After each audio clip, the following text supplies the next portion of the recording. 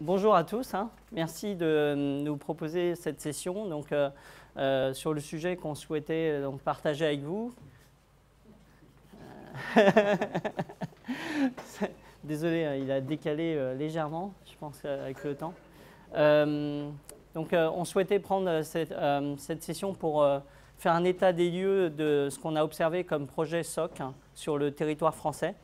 Et au niveau technologique, le fait que les SOC aujourd'hui, en termes de projet, évoluent vers une notion proactive en termes de réponse aux incidents. Alors, tous les deux, Fortunato et moi-même, on est de la société Guidance Software. Donc, c'est un éditeur de logiciels qui, à l'origine, dès 1997, a été fondé pour adresser tout ce qui est besoin en termes de forensique sur les machines. D'accord ? On est devenu rapidement, j'allais dire, l'outil de prédilection de toutes les forces de l'ordre. En 2008, on a développé une plateforme qui permet simplement de s'appuyer sur cette expertise forensique afin d'adresser différents sujets. Et en l'occurrence, un des sujets qu'on a adressé à l'époque et sur lesquels on va donc porter un regard plus approfondi, c'est tout ce qui tourne autour de la détection et la réponse aux incidents. Le pitch, c'est véritablement de raccourcir donc, les délais entre la perception de, en quelque sorte, la détection de l'attaque, donc la durée qui sépare entre l'attaque réelle, en quelque sorte la pénétration, ou en tout cas la première présence de cette attaque, de cette menace, la détection, et puis ensuite ce qu'on appelle la résolution. Et dans le cadre d'un centre opérationnel de sécurité, il est vrai que cette notion de réduction de temps passé entre les différentes phases est absolument primordiale. Donc comment finalement s'outiller de telle sorte à mieux opérer la sécurité, donc au sens détection, au sens réponse, au sens remédiation et au sens également investigation post-incident. Donc technologiquement parlant, aujourd'hui, tout le monde s'accorde à dire que si on veut surveiller les machines, quelles que soient ces machines-là, ce qu'on voit à droite en termes de population, aussi bien les postes utilisateurs que les serveurs, voire même toute forme de, de dispositifs informatiques basés sur des OS standards, d'accord, il est absolument, indispensable d'avoir un micro-agent installé dessus, ou un agent ou un micro-agent, peu importe. Mais on ne peut pas être à la périphérie de cette machine et observer la totalité de ce qui se passe dessus. Donc la clé, c'est une visibilité qui soit la plus profonde possible et également une visibilité qui soit au maximum de confiance. Là, ce qu'on voit simplement, c'est ce qu'on appelle la plateforme Encase Endpoint Security. Donc c'est une plateforme qui se compose de différents éléments logiciels. Le premier élément le plus important se trouvant à droite, c'est ce fameux micro-agent. Alors pourquoi micro? Parce que simplement on a conçu de telle sorte qu'il soit très léger en termes de taille et empreinte sur la machine. Bon, pour vous donner un ordre d'idée, notre agent il est à peu près 1 méga, 1 méga 5, selon les OS qu'on voit ici. On supporte tout ce qui est Windows, tout ce qui est Linux, tout ce qui est Mac OS X, mais également, parce que nos clients le souhaitent, opérer sur les systèmes type serveur entreprise. Donc on voit ici HP UX, IBM AX ou Sun Solaris. D'accord ? Donc de telle sorte à vraiment couvrir tout le spectre du système d'information. Mais ce qui est intéressant dans cette approche plateforme, c'est surtout la notion de plateforme, donc ce qu'on voit à gauche. C'est-à-dire que l'idée, c'est de consolider cette visibilité au niveau central. Bon, central étant une notion logique, hein, bien entendu. On a des clients qui ont des répartitions géographiques qui font qu'ils ont plusieurs niveaux de consolidation, d'accord ? Mais bon, au niveau logique, l'idée, c'est de ne pas être systématiquement sur chacune des machines, mais d'avoir justement cette capacité à pôler, rechercher et ensuite tout consolider au niveau de la plateforme. Ce qu'il faut voir aussi dans ce transparent, c'est la notion d'investigation post-incident. Lorsqu'on parle de réponse aux incidents, cybersécurité ou contre toute, activité malveillante, il y a la notion de surveillance ou détection en ligne, ce qu'on voit à travers le réseau, hein, donc interroger des micro-agents déjà préinstallés sur les postes, mais également tout ce qui est offline, comme on voit en bas à gauche ici. Il s'avère que lorsqu'on est amené donc, à investiguer pour bien comprendre ce qui s'est vraiment passé sur les machines, l'approche traditionnelle, voire même l'approche en profondeur, consiste à tout rapatrier donc, au niveau central et analyser les disques, les DOM de mémoire, etc. Il s'avère que progressivement, de plus en plus, les SOC veulent s'équiper d'une phase qu'ils veulent couvrir en temps réel, en ligne, de réponse aux incidents, on va dire de cloisonnement de ce qui est infecté, pour pouvoir ensuite simplement remettre en état les machines infectées et pouvoir a posteriori donc, opérer une investigation plus en profondeur. Alors, ce slide est extrêmement intéressant dans le sens où on ne l'a pas fait nous-mêmes en fait. On a, au fur et à mesure du temps, rencontré des organisations, donc je parle uniquement de notre expérience au niveau français, mais finalement elle est assez commune par rapport au reste de l'Europe. On voit de plus en plus une hiérarchie à plusieurs niveaux, au niveau d'une organisation opérationnelle sécurité. Donc si on parle d'un SOC, finalement, il y a à l'intérieur du SOC lui-même plusieurs niveaux. On identifie le premier niveau qu'on peut appeler purement de gestion d'alerte, donc corrélation et notification de ces alertes. On parle dans ce cas-là de tri des alertes entre les faux positifs et les vrais positifs, et de pouvoir ainsi simplement fournir ce qui est pertinent au niveau supérieur. Le niveau supérieur qu'on voit au niveau donc intermédiaire de support réponse aux incidents. Donc, bon, il y a l'acronyme CIRT, il y a l'acronyme CERT, il y a l'acronyme CSIRT, mais en général, ce niveau-là a comme particularité d'avoir un niveau d'expertise assez donc poussé et de ce fait, ne peut pas traiter les alertes telles quelles, puisque la quantité d'alertes est assez importante. Donc là, on va parler de capacité simplement à investiguer, donc à chercher des marqueurs, donc chercher les IOC, mais également d'autres formes de marqueurs. Être capable de faire ce qu'on appelle du forensique à distance, aussi bien que déconnecté, et puis rechercher toute forme de, j'allais dire, variante de la menace. En l'occurrence, en termes d'outillage que recherche donc ce genre de population, il y a des algorithmes qui peuvent les accompagner dans la traque de tout ce qui est polymorphe. Et de plus en plus, ça dépend vraiment de la culture et de la volonté du client. On parle aussi de remise en état, opérée par ces mêmes personnes. D'ailleurs, ces mêmes personnes ont la capacité à juger si tel ou tel élément sur la machine doit être nettoyé. Donc remédiation, remise en état, sans pour autant interrompre toute la production. On a travaillé avec un opérateur, par exemple, qui voulait absolument avoir ce genre de plateforme pour adresser des fermes de serveurs. Et bien entendu, déconnecter un serveur sous prétexte qu'il a un élément donc, de compromission, c'est beaucoup de pertes au niveau de l'opérateur lui-même. Et donc, il faut absolument jauger si c'est la seule façon de faire ou il y a une alternative intermédiaire qui serait remédier donc, les éléments qui se trouvent dessus. Le troisième niveau qu'on voit ici, et ça c'est celui qu'on a vu apparaître en France par exemple depuis 1 an et demi seulement, c'est la notion de track proactive. Donc en termes anglais on appelle ça du hunting, mais proprement dit, bon, ce n'est pas des chasseurs qui viennent sur l'infrastructure, mais c'est simplement de se dire que chaque jour qui passe, lorsqu'on arrive au bureau, on a envie d'avoir en quelque sorte la météo du moment. Et à travers simplement ce tableau de bord, être capable d'identifier toute forme d'anomalie, quelque part dans le système d'information, au sens global du terme. Bien sûr, une organisation qui a quelques centaines de machines à gérer, elle dira que ouais, c'est un luxe d'avoir un tableau de bord qui consolide tout ça. Mais c'est vrai qu'on imagine facilement qu'avec quelques milliers, quelques dizaines de milliers, voire centaines de milliers de machines, là, ça a du sens. Et si on aborde en fait le thème de la persistance liée à certaines attaques sophistiquées, là, on est sur des échelles de temps qui vont au-delà de la seconde, bien entendu, la minute, voire des heures, des jours, mais plutôt on parle de semaines ou de mois, voire même d'années de persistance. Pourquoi?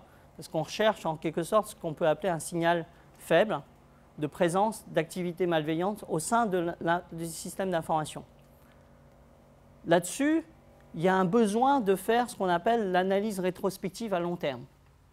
C'est-à-dire, finalement, monitorer chaque jour qui passe. Encore une fois, donc l'analogie avec la météo n'est pas si mauvaise. Et d'être capable, derrière, de se retourner vers l'historique et d'appliquer, par exemple, un marqueur particulier et se dire, voilà, est-ce que ce marqueur est apparu une fois et où ça sur mon infrastructure? Donc, collecter, corréler et préserver correctement cet historique. Et le point clé, c'est pouvoir collecter de la donnée sur laquelle on a 100% de confiance. Parce que justement, ça permet d'avoir une analyse rétrospective beaucoup plus efficace. Sur tous ces niveaux-là, nous, on a imaginé une plateforme qui permet donc de satisfaire tous les besoins de chacun des niveaux, de fédérer en quelque sorte, de permettre la collaboration à travers la même plateforme. Bien sûr, chaque étage va avoir sa propre console, avec ses propres, j'allais dire, motivations à adresser sa mission au sein de l'organisation. Mais ce qui est intéressant dans cette démarche, c'est que tout repose sur le même micro-agent qu'on met sur les différentes machines. Tout repose sur la même plateforme au niveau serveur pour pouvoir justement, j'allais dire, délivrer les différentes fonctionnalités. Une petite animation histoire de rendre un peu moins statique la chose. Hein. Bon, c'est juste un PowerPoint. Hein. Aujourd'hui, lorsqu'on zoome sur qu'est-ce qui est le plus populaire chez nos clients finaux, d'accord ? Lorsqu'on leur parle justement d'automatisation de la réponse aux incidents, d'accord ? Tout part d'une alerte. Et en général, ils disent, le premier point sur lequel on aimerait bien mieux optimiser, c'est la validation des alertes. Voilà. Parce que tous les jours, on a des alertes et on a envie que ces alertes-là puissent être validées plus rapidement. Alors, ça veut dire quoi, valider une alerte? Typiquement, vous avez tout en haut quelques solutions qui sont en place, d'accord, qui analysent en général plus le réseau que les endpoints, d'accord, et derrière, qui vont détecter parce qu'ils sont sur le réseau et que, par chance, le vecteur d'attaque est plutôt sur le réseau avant de toucher vraiment la victime. Ils sont les premiers à détecter une anomalie ou quelque chose de suspect. D'accord ? Forcément, quand c'est élaboré, ce n'est pas reconnaissable sur une signature, donc il faut approfondir. C'est là où apparaît le possible faux positif. Et en fait, lorsque on a, bien sûr, un consolidateur de log, on arrive à identifier ce genre d'anomalie en prenant à la source tous ces collecteurs, en quelque sorte, d'événements qu'on a positionnés judicieusement dans son infrastructure. Mais quand on s'arrête là, c'est-à-dire qu'on a l'alerte, qu'est-ce qu'on fait? L'alerte, par exemple, dit une connexion suspecte. Mais on aimerait bien aller sur la machine pour vérifier si la connexion existe ou pas. D'accord? Si on le fait manuellement, on est complètement hors cadre en termes de fluidification j'allais dire, du workflow entre l'alerte elle-même et l'action qui en découle. Et c'est la raison pour laquelle ce genre de plateforme que nous on propose, qu'on voit en bas à droite, Ncase Endpoint Security, que la Gartner a qualifié d'une plateforme d'EDR, Endpoint Detection Response, entre en jeu. C'est-à-dire que l'idée ici, c'est d'avoir une relation qui soit machine à machine, et plus du tout avec le facteur humain. Aussi rapide que puisse être le SOC, aussi rapide que puisse être le CIRT, ou quoi que ce soit, il ne sera pas en temps réel. Je dirais mieux, en temps instantané. Ce n'est pas du temps réel. L'idée, c'est, quand l'événement arrive, boum, on a un snapshot, par exemple. Une photo instantanée de la machine. À travers cette photo, concrètement, on est capable d'aller dans un rapport, de voir si la connexion existe ou pas. Oui, non. Elle n'existe pas? Est-ce qu'on a 100% de confiance à ce qu'on voit dans ce rapport? Ah, très bonne question. Sur quelle base la technologie va faire ce fameux instantané? Chez nous, on a ce micro-agent. Alors, bien sûr, par rapport à notre historique, hein, ADN dans le forensique, qui se situe au niveau du noyau, ce qu'on appelle, certains appellent ça le ring 0, donc vraiment au plus bas du noyau. Tout ce qu'on voit, connexion, processus dans la RAM, exécutable sur les disques, tout ça est collecté directement sur l'élément qui compose la machine. Pourquoi je vous dis tout ça? Si vous ne faites pas ça, vous pouvez ne pas trouver la connexion. Mais ça se trouve, la réalité, c'est que la connexion existe, mais elle a été cachée par un rootkit. Voilà, vous passez à autre chose. C'est raté. Donc, d'où la notion de confiance. Est-ce qu'elle est à 100% ou elle n'est pas à 100%? Finalement, la question est binaire, avec une réponse qu'on attend binaire. Et ici, en fait, elle est à 100% de confiance. Puisque, encore une fois, on fait une collecte forensique directement d'éléments intéressants dans la validation des alertes. Dès qu'on a mis en place cela, on a un workflow qui est beaucoup plus fluide, qui permet simplement aux opérationnels de valider plus rapidement ce qui est intéressant à approfondir ou pas. Et mieux encore, dès qu'on a le bout de fil, la fameuse connexion, on a tout le reste, sans chercher à revenir sur la machine. On a le processus, on a l'exécutable, on a les DLL injectés, ce que vous voulez. À partir du moment, c'est la réalité. Et donc, on arrive à investiguer, travailler dessus, etc. Quand on s'arrête là, on se dit, mais c'est ça qu'il faut faire. Avoir des connecteurs avec tout mon écosystème. Moi, je m'appelle client A, j'ai ça, ça, ça, ça. Qu'est-ce que vous pouvez faire par rapport à ça? Ce que j'ai besoin, finalement, c'est ce que vous adressez. C'est une composante qui permet d'agir sur toutes mes machines, tous mes endpoints. Détecter et répondre à toute forme d'incident, qui soit complètement intégré dans l'écosystème. On a la chance d'être un acteur qui est complètement spécialisé dans la partie EDR, donc on ne fait que ça. On ne fait pas de cyber threat intelligence, on ne fait pas de firewall ou je ne sais quoi, d'accord? On veut être agnostique au maximum par rapport à tous ces aspects-là, parce qu'on se dit, quand on est peu ennemis avec chacun, on est amis avec tout le monde, d'accord? En tout cas, un maximum.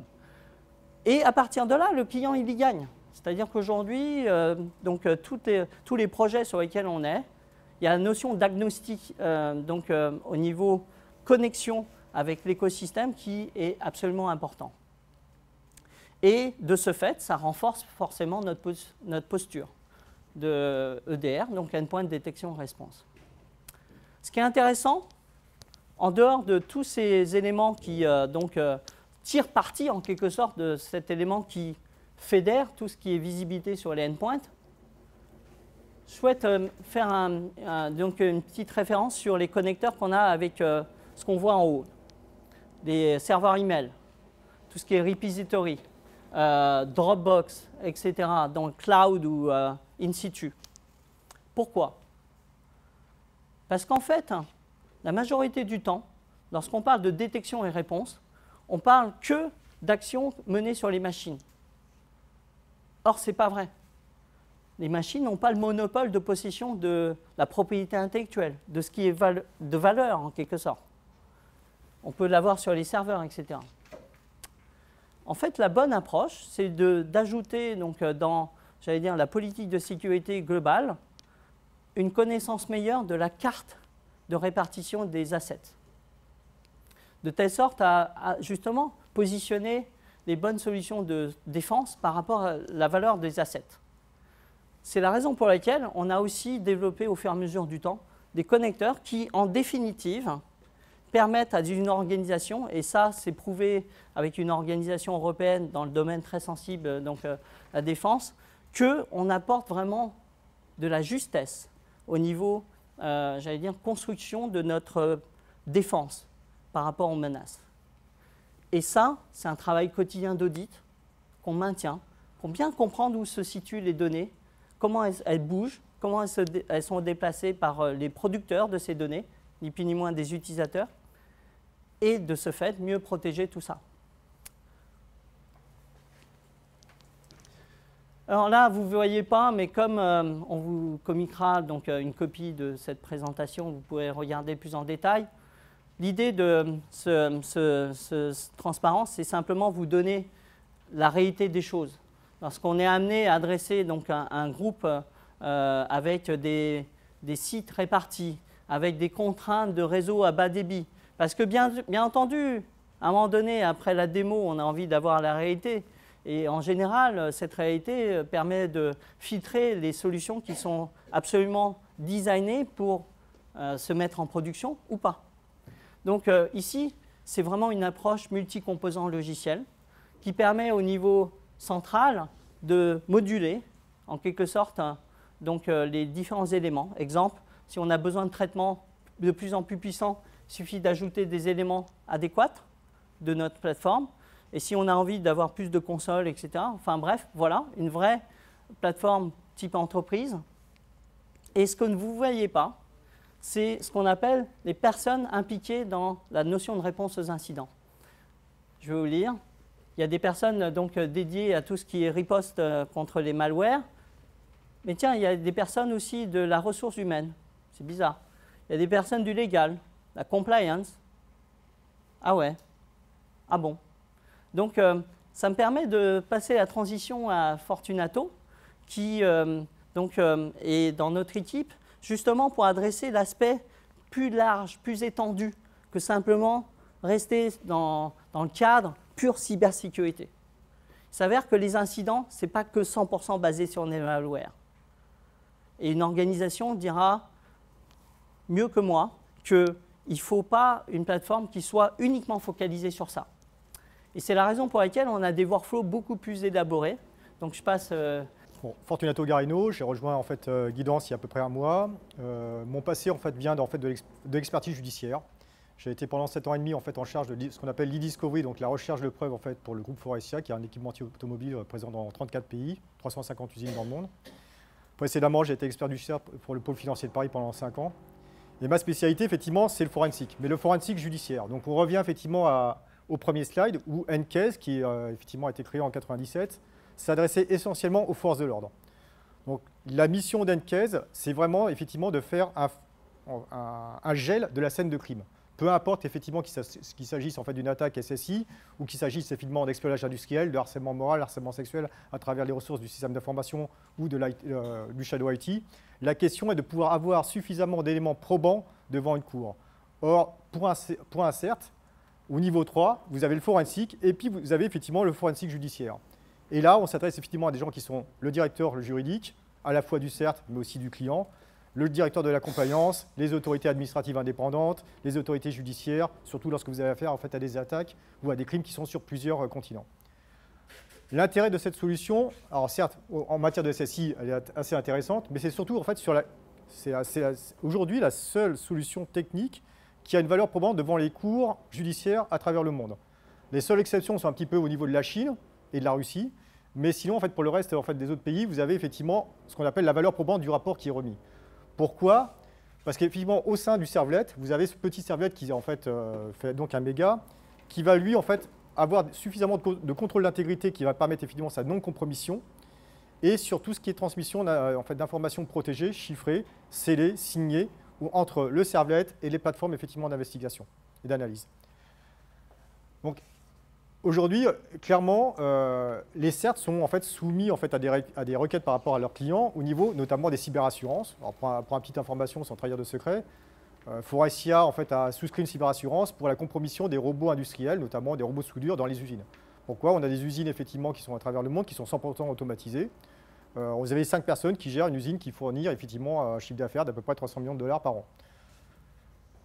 Si vous vous rappelez, effectivement, il y a à peu près 2 ans, en 2014, on a eu 2 cas effectivement, de compromission de robots. L'un de première génération, le deuxième un Cobots, robot administré à partir d'Internet avec issue létale. Donc, en gros, écrasement effectivement de la personne qui était un ingénieur roboticien en charge effectivement de la mise à jour. La personne a été écrasée par le bras du robot.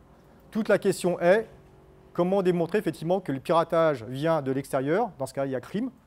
Ou il s'agit effectivement d'une erreur d'administration ou d'initiative par l'ingénieur.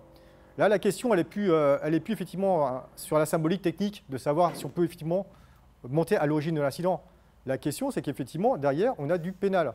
Responsabilité pénale du dirigeant, responsabilité pénale du plant manager, de la SSI, du DSI, du RSSI et du Discovery Officer quand il existe.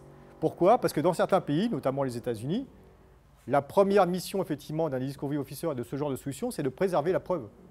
Si vous êtes, on le connaît tous, un CERT en fait a toujours effectivement le pied entre deux lignes qui est soit favoriser la remédiation et donc la réponse à incident, soit préserver la preuve.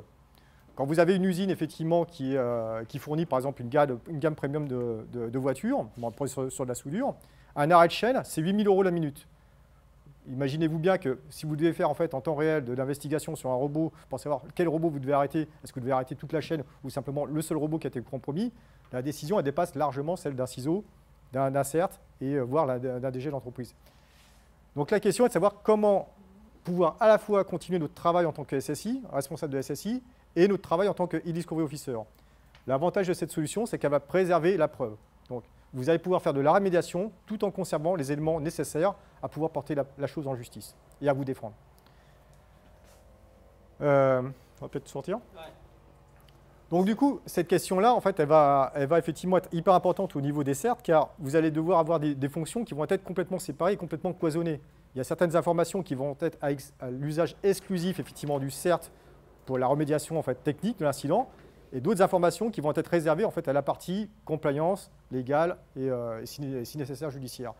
Donc aujourd'hui, effectivement, on se rend compte, c'est que la partie forensique judiciaire est très peu traitée. Il y a très peu d'outils dans le monde qui permettent à la fois de vous garantir la continuité classique de votre activité en tant que sécurité, SI, et la partie judiciaire. Est-ce que tu as ta recommandation, du coup, suite à la présentation, si j'ai bien suivi, tu vas me dire si c'est ça ou pas, c'est grosso modo de dire la preuve parfaite, c'est la réplication constante de la mémoire et de l'usage de mon SI dans un analyseur, de manière à ce qu'en cas de compromission, corruption, ce que tu veux, je puisse avoir mes éléments de travail. Oui. Okay. Comment tu justifies ça auprès d'un DAF? Ok. Moi j'ai pris, ça a été très simple, j'ai pris mes stats.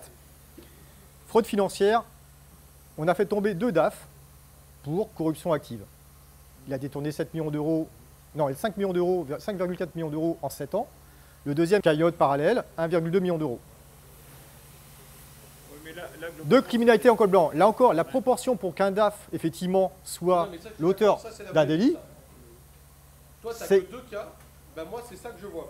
Je suis d'accord, Hervé, mais quand ça t'arrive et que tu es RSSI ou que tu es DSI et que ton COMEX te convoque en disant « Monsieur, pourriez-vous m'expliquer comment vous pouvez assurer la défense de ma société, comment vous pouvez assurer les moyens, donner les moyens nécessaires par rapport au DAF, au légal et aux compliance », tu as intérêt à avoir les éléments. Je ne dis pas que c'est parfait, mais je te rappelle que tu as l'obligation légale de conserver la preuve, que ce soit en France, aux États-Unis, en Afrique du Sud, en Chine, c'est pareil partout. Mais donc là, tu dis... Or, la preuve, maintenant, elle est numérique, elle n'est plus seulement papier. Donc tu dis, je me suis appuyé sur la réalité de mes cas, pour bien comprendre, pour défendre mon dossier en disant, exactement. Là, c'est nécessaire. Ouais. Comment tu aurais fait avant tes cas? J'aurais été très mal. Mais avant, je n'avais pas eu les budgets, en fait. Oui, c'est ça. Il a fallu effectivement... moi, j'ai eu la justice. D'où la SOD, de savoir que certains éléments ne sont reportables qu'à certaines personnes dûment mandatées, c'est-à-dire en fait l'e-discovery officer et la compliance, pas le RSSI. Et dans les grosses structures effectivement qui ont été soumises à ce genre d'affaires, vous avez un DSI, un RSSI, un e-discovery officer. Oui, mais c'est pas que je suis parano, mais malheureusement, mon expérience personnelle m'a démontré que ça arrivait. Mais j'en viens à la malheureuse conclusion que s'il n'y a pas d'affaires déclencheuses... D'accord avec toi. Il faut attendre